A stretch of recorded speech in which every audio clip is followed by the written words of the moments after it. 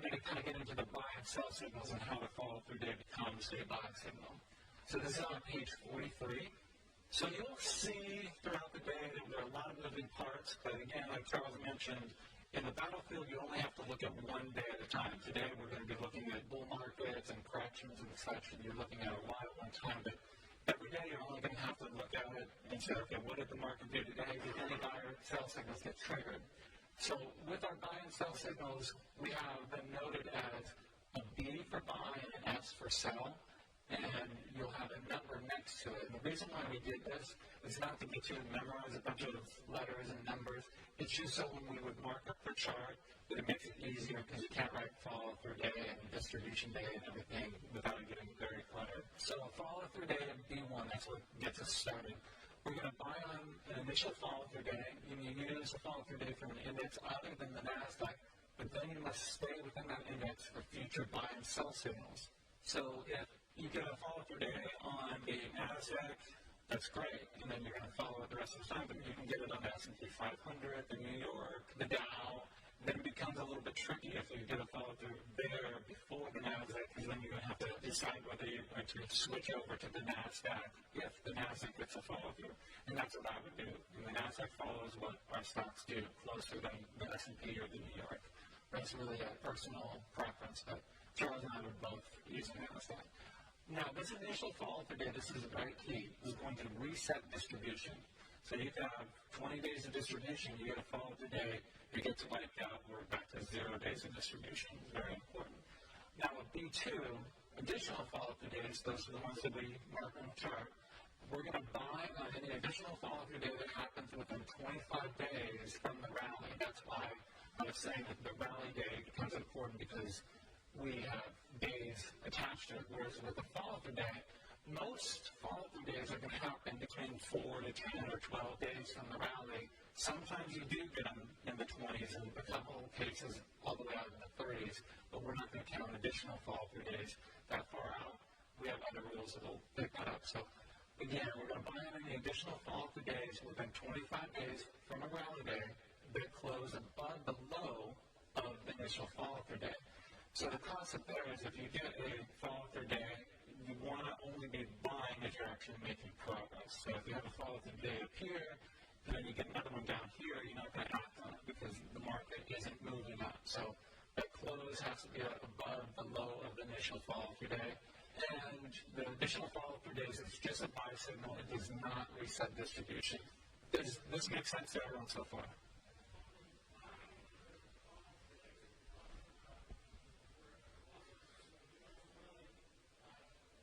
Really, with all these signals, in most cases, you buy in the last half an hour. If it's really critical and volatile, maybe wait for the last 10, 15 minutes. But most days, it's going to be pretty clear early on, especially if it's a big gap up. Any other questions? Yes, sir.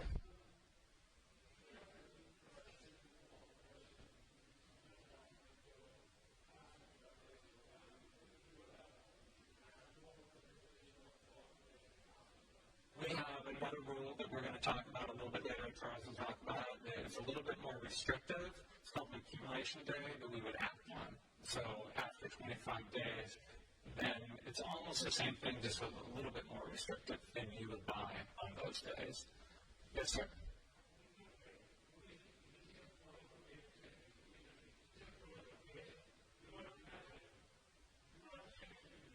Additional follow-through days, that doesn't reset distribution. The reason being is it's just another form of strength in the marketplace. So it's just like going above the moving average that we're going to talk about in a little bit, or an accumulation day, or many other strong days that happen in the market. You can't reset your distribution count because of those. It's only when you get that initial follow-through day.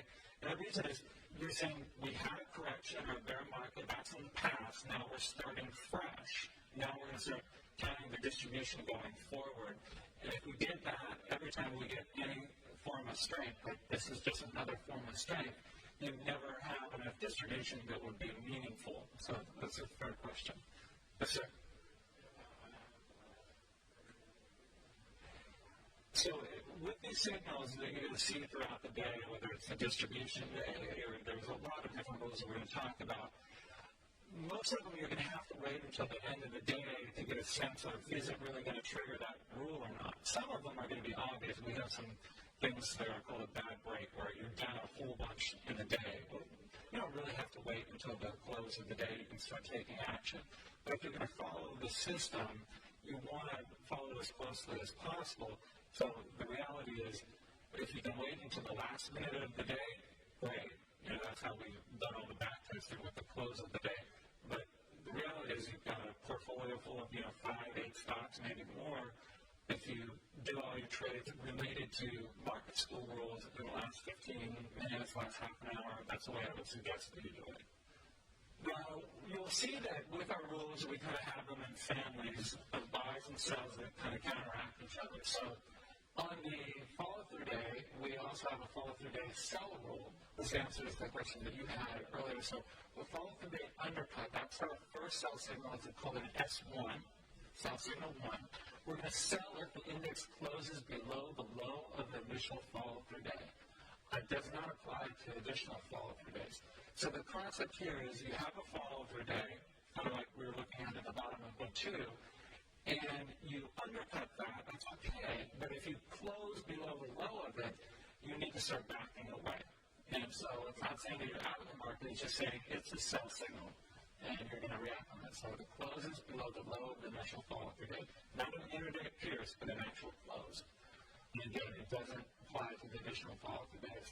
Now, in S2, this is a big one. We're going to sell if the index undercuts the major low. That's the 2002 that we were talking about. The real bear market is a major low of a rally attempt. So the market exposure is reduced to 0 and the buy switch is turned off. This is a really major rule, and it basically says that the low, once you've undercut it, you go out of that market because you don't know how much lower it's going to get. Many times, it's just a shakeout. It just goes, pierces below it, goes right back up. That happens a lot of the time. But we need to be prepared for the ones that keep going down and down and down and down. So even on an intraday basis, so you're asking about the last half an hour, this is one when it happens intraday, you act. If it happens in the first 5 minutes of the day, you act. So you don't wait until the last part of the day. Now, the major low of the rally is defined as a low that occurs when the buy switch is turned off. So if the buy switch is turned off, it becomes a major low. And you'll see on the charts as we go through it what the buy switch turning on and off. So this is kind of getting ahead of ourselves, but this had to be in this section, so don't worry if that's very confusing. Because it should be confusing right now until you see a lot of this stuff in action. So sell if the index undercuts a minor low of a rally attempt. The market exposure count is reduced by 2, and this does not turn off the buy switch. The minor low of a rally is defined as a low that occurs when a buy switch is already on. So this probably sounds like just a bunch of noise at this point, but it's going to make a lot of sense as we go through the day. So the concept is really, at a major market bottom, when you undercut the low, you get out of the market. And you turn off the buy switch, means you can't buy until you get a follow-through day. When the minor low, that's when you've been going along and you've had a lot of distribution. Once you have 6 days of distribution, you need to start looking for a follow-through day to reset the distribution count. And that's just how the system works. But sometimes you can get a lot of distribution and the market doesn't come down, like what we've been dealing with recently, where you have more than 6 days of distribution, the market keeps going up. Well, if you have a rally day and a follow-through day during a time frame that's really an uptrend, and you undercut that, we didn't want to say you go to cash, because it's just basically if the distribution isn't killing the market, then the distribution just isn't working at that time. So to sell everything because of an undercut wouldn't make sense, and it's not what Bill would do. So all of what we're doing with the system is just trying to think, what would Bill do? How would he react to different situations? And if you undercut a major low, he's going to sell everything. If you undercut this other thing, he's going to sell some, but not everything, and that's why we have a double count on here. So we're actually going to do that sell signal twice, but it's not turning everything off. This will make sense after lunch once you see everything. Let's look at a few charts here on page 44. This is the major market bottom in 09. So again, kind of like 02, you didn't have a big capitulation bottom that you would expect. It just comes down and stops going lower. So we're coming down here. That would be a pink day rally day. We undercut it. Start looking again. Here would be our low with a rally day. We undercut it here. We keep looking. We get a rally day here. It undercuts. We keep looking. So we're not trading in this. We're just observing and watching. And finally, you come down. This is a pink rally day, but you undercut it just slightly. So this is day 0. It doesn't count. But that's our low, at 1265. That's our line in the sand. That would be your major low because you're out of the market at this point.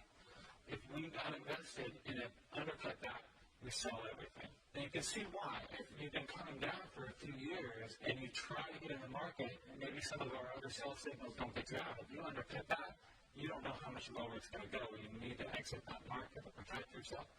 But this is day 1. We're not taking action there. Then we get these follow-throughs in here. So we get 7th day follow-through, 13th, 16th, 17th, 18th, and 23rd. You'll notice on here sometimes we have them grayed out, and that just means that we were fully invested at that point with our other rules, so you wouldn't need them, but just for study purposes, we wanted to go ahead and mark them on the chart. So whenever you see something gray throughout the day, it just means that it didn't really mean anything because you were already either out of the market if it was a sell signal or fully in the market if it was a buy signal. You can see how a real rally starts with many follow-throughs. So that's our B1. That resets our distribution count. It's something new. It's a new rally attempt. We don't know if it's going to work out yet. And then we're adding on these days, if we have room in our account, these are B2s, the additional follow-through days. But they don't reset the distribution. It wouldn't make sense to reset distribution each time you have one of these days of strength. Does this make sense so far? Yes, sir. Are we buying before the follow-through day? No, it's very rare that we ever buy before a follow-through day. I mean, there are times when we nibble a little bit if you see a perfect setup, and I'm able to do it every once in a while. But it's not a good practice to get into because you can get your head handed to you. It's a low probability trade. But if it's a perfect hand-slung stock and it's set up beforehand, then you can give it a shot. But you know you're taking on additional risk. Now, there are other things that, Bill occasionally call a third follow-through day, which is tricky. We've done a lot of study work on it, but it's hard to get rules that he would agree with. But the paper will call sometimes a third day follow-through. And so if the paper calls it, I would go ahead and play with that. But our system is going to use the 4th day and on.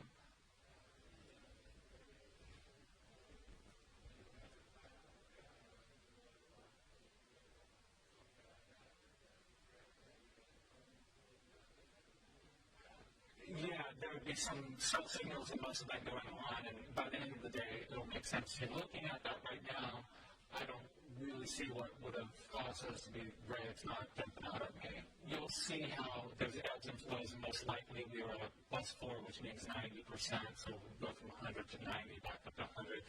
That happens a lot. It's probably a bad break on this day, to tell you the truth, but without seeing the percentages on there, that's the only thing it could have been.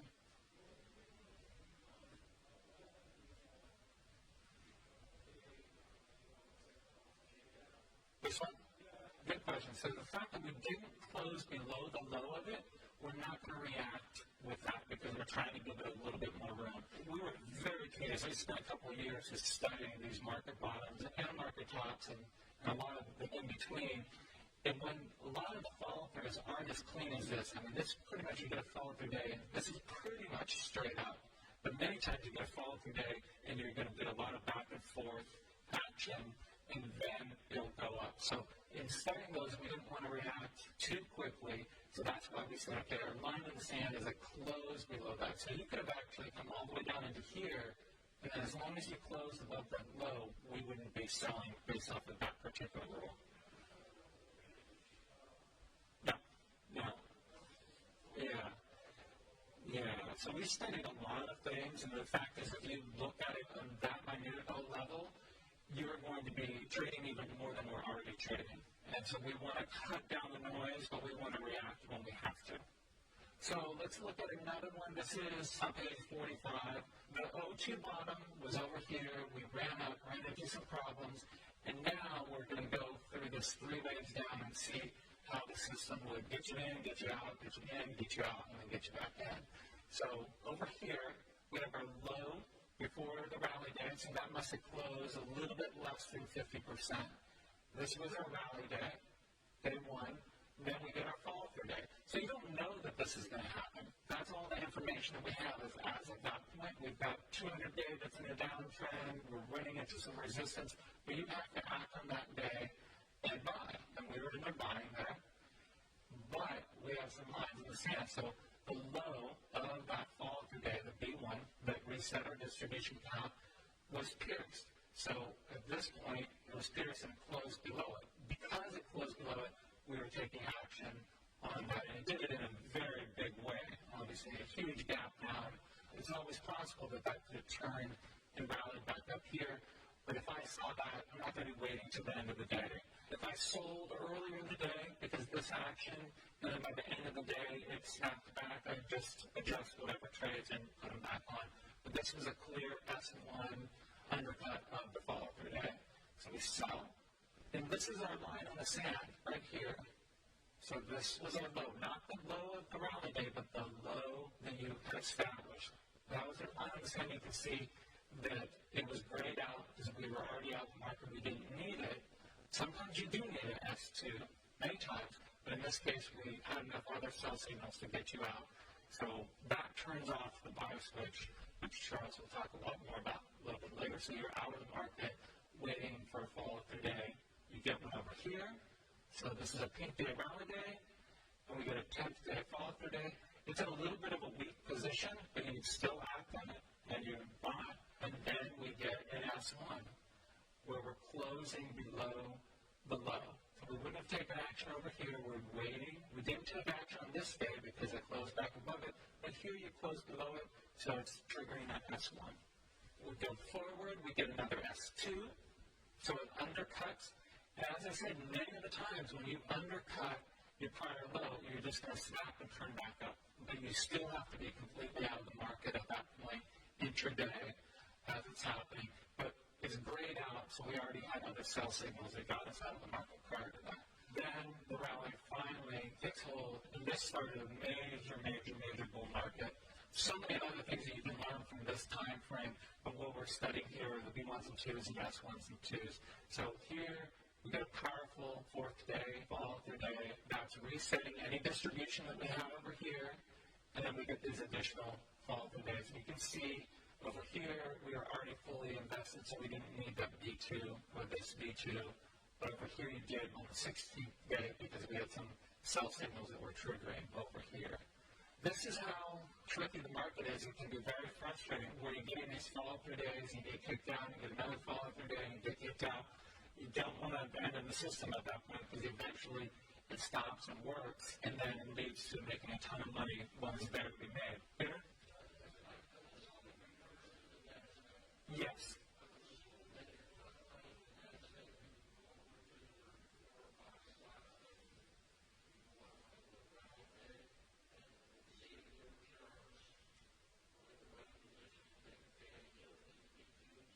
Yeah, just to be clear, the system is following the NASDAQ, but if, let's say you didn't get a follow-through day here on the NASDAQ, but you got it on the S&P, you would be taking action, you'd follow whatever the rules are for the S&P, and of course, you'd be looking at your stocks, whether they're on the NASDAQ, on the New York, whatever your watch list is, and you're going to start buying, not on the rally day, but as soon as you get a B1 follow-through day, that's the green light that says, okay, I'm going to start looking. You're looking this whole time, especially once you have a rally day, you have that watch list ready and you're waiting for that follow-through day. You know on a day like this, you can't take any action on these days, so that's when you have all of your stocks ready. Does that make sense? Okay, yes, sir.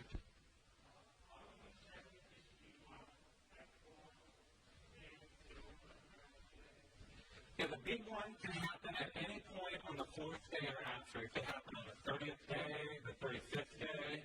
I don't think we had any that went past 40 days without really confusing you. Most of the time, you're going to have it happen between the 4th and the 10th day. But sometimes it's going to be a little bit later. That's why in your workbooks, we wanted to have all all of the market bottoms marked out with all of this stuff so you can go home and study and see how it happens all the time. Yes, sir. Mm-hmm.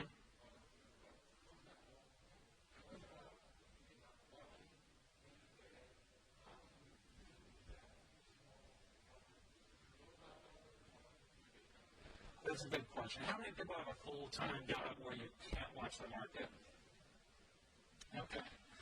That sucks. That is good. Lots of the wiggles and wobbles. This is what I would say.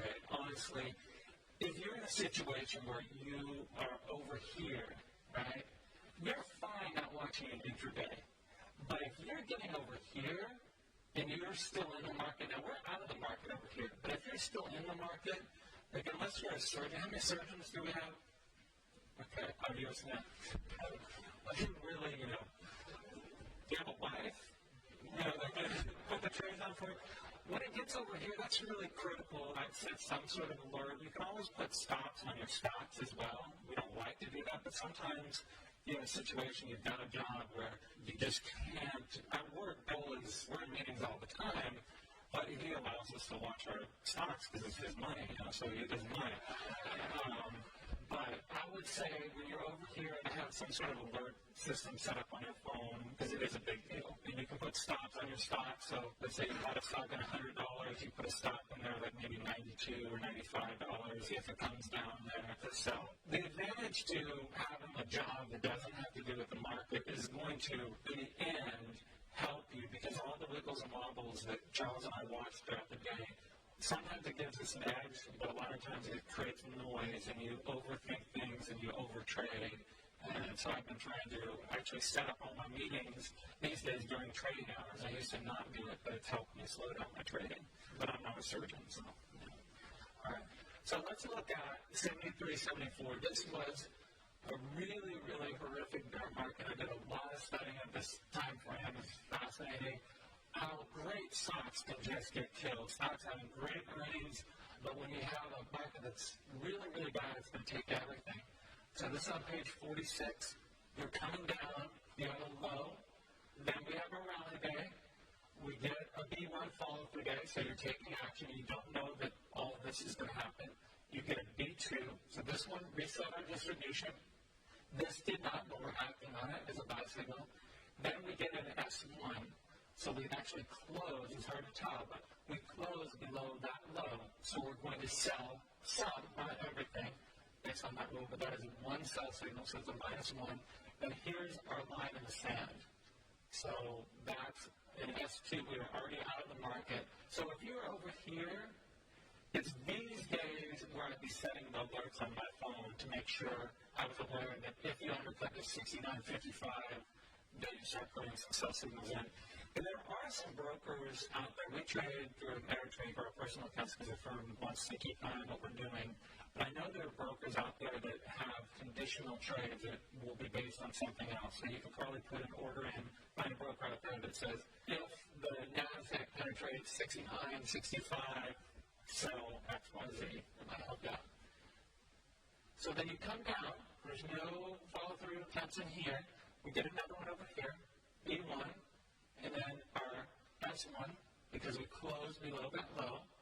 And then over here in S2, we're out of the market, but that was our line of stand, and we're starting fresh again. And you can see we looked at the 09 bottom, which was one of the worst. We looked at the 02 bottom, which was one of the worst of all time. Now we're looking at 73, 74, one of the worst bear markets.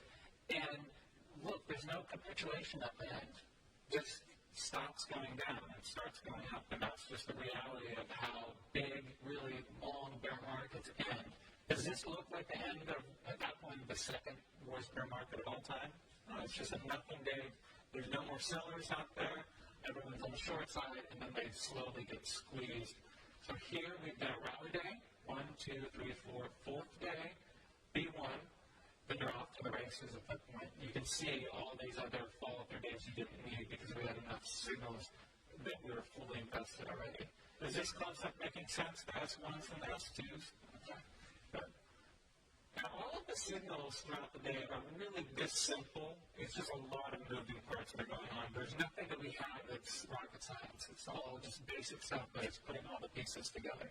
So this is on page 47. I think this is the only chart that we have of something other than the NASDAQ. This is the Dow back then, because the NASDAQ obviously wasn't around. But this is after 1929. It was way up here. You come down really, really bad. Anyone trading back then? Okay. All right.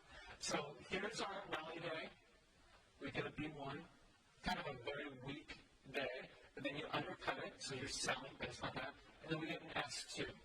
We undercut, by the end of the day, it snaps back above it, but you're already out if you still had any positions, but it's grayed out because we didn't need it. Then you have a lot going on here. So we get a rally day, the 7th day follow through, 9th day B2, 10th day B2. So it's looking really good at this point, but it's starting to roll over slowly. So then we're selling with that S1 right there because you closed below it. Notice we're not selling because we've undercut these B2s. It's just the B1, the first initial follow through day. Then our line of sand is right there, and we didn't have enough sell signals going on to take us out. So you can see that this S2 was actually needed. So you have to sell everything as it goes below that, let's say 43, 49. For this morning session, we've looked at the worst bear markets of all time. And you notice how they all look like this at the end. Just like nothing's going on. So just keep that in mind. The next time we're in a really bad bear market, it's probably going to end like this because 1932 ended like that, 73, 74, 2002, 2009, those are all your worst bear markets, and they all end without a capitulation type bottom. So you have a B1 right there, and our line in the sand right there is for S1, so we never get it. And by this time, we're fully invested, and we have all these additional follow-through days. So that was the end of the follow-through day section.